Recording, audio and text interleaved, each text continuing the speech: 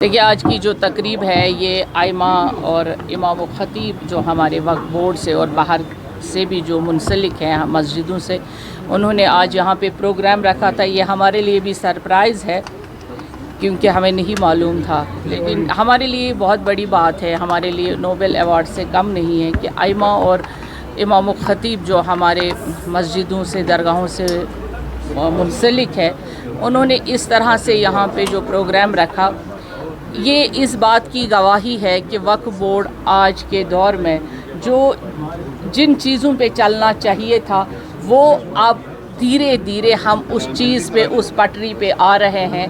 अगर हमारे मुलाजिम, हमारे आइमा हो, इमाम व ख़तीब उस चीज़ को मानते हैं और उस पे चल रहे हैं और कहते हैं कि ये सही है, तो दैट मीन्स कि वक्फ बोर्ड सही काम कर रहा है। हमारे लिए खुशी की बात है क्योंकि ये अमीर कारवां हैं जो खुतबे में मिंबर रसूल सल्लल्लाहु अलैहि वसल्लम पर बैठते हैं और खुतबा फरमाते हैं।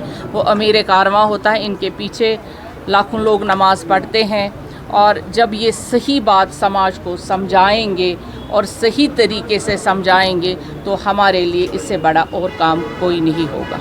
ये बताइए कि वक़्फ़ जैसे काम कर रहा है तो सराहना है। ये बताइए कि अभी तक कितनी इलीगल प्रॉपर्टी जो है वक़्फ़ ने खर्च की है वो? उसके लिए आपको हमारे ऑफिस से रब्ता ज़रूर करना पड़ेगा ताकि आपको एक लिस्ट बाज़ाब्ता मिले और आप भी अपने नाज़रीन को वो दिखाएं। लोग खुश हो जाएंगे। और आज जिस हाल में आप बैठे हैं तो अल्हम्दुलिल्लाह आज ही इसका हमारा पहला प्रोग्राम यहाँ पर है। ये हमारा ऑडिटोरियम बना है। तो अब वक्फ़ के पास वो सारी चीज़ें हैं जो पहले ख्वाब हुआ करती थी। अल्हम्दुलिल्लाह यानी वक्फ़ ने वो सारी चीज़ें, अभी भी पूरा मुकम्मल नहीं हुआ है। हमारी दरगाहें अभी सारी कंस्ट्रक्शन चल रही हैं, गेस्ट हाउसेस की कंस्ट्रक्शन चल रही है, बाकी चीज़ों की कंस्ट्रक्शन चल रही है। अल्हम्दुलिल्लाह वो भी तैयार हो जाएगी। ये माना जाएगा कि वक्फ़ आने वाले समय में लगातार जो वक्फ़ की प्रॉपर्टी जब्त की गई है या लोगों ने हड़प की है तो उस पर भी कार्रवाई जारी रहेगी? देखिए, अभी के दौर में जब से हम आए हैं, हम किसी को बेघर नहीं करना चाहते हैं, ये भी आपको बता दें। हम किसी को रिज़िक का वो जो रोज़गार उन्होंने बनाया है, लेकिन एक तरीका है। जो हमारी ज़मीन है वो बिना प्रीमियम के अगर किसी ने ली है उसका प्रीमियम उसको अदा करना पड़ेगा, लीज़ लेना पड़ेगा और उसका किराया अदा करना पड़ेगा ताकि वक्फ़ जो घाटे में था उसको घाटे से बाहर निकाला जाए। और जो बाकी ज़मीनें हैं, जैसे आपकी ज़मीन, हमारी ज़मीन 180 कनाल वहाँ पे नाम मैं भूल गई, कमरवारी साइड में है, तो वो भी हम आहिस्ता आहिस्ता रिट्रीव कर रहे हैं। जम्मू में हमारी ज़मीनें थी वो भी हम रिट्रीव कर रहे हैं। लेकिन लोग खुशी खुशी अब हमारे पास आ रहे हैं। वो समझ गए हैं कि वक्फ़ एक असासा है, इसको हम कब्ज़ा नहीं कर सकते।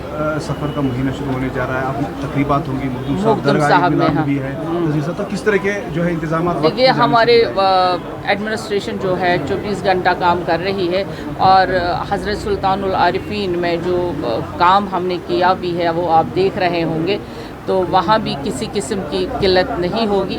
हमने कोशिश की है कि वहाँ भी ज़ीनत और जो वहाँ की जो रहमत है वो बरकरार रहे और हम पे भी वो रहमत बरसती रहे। चल रही पीडीपी और बीजेपी के बीच जो है मीटिंग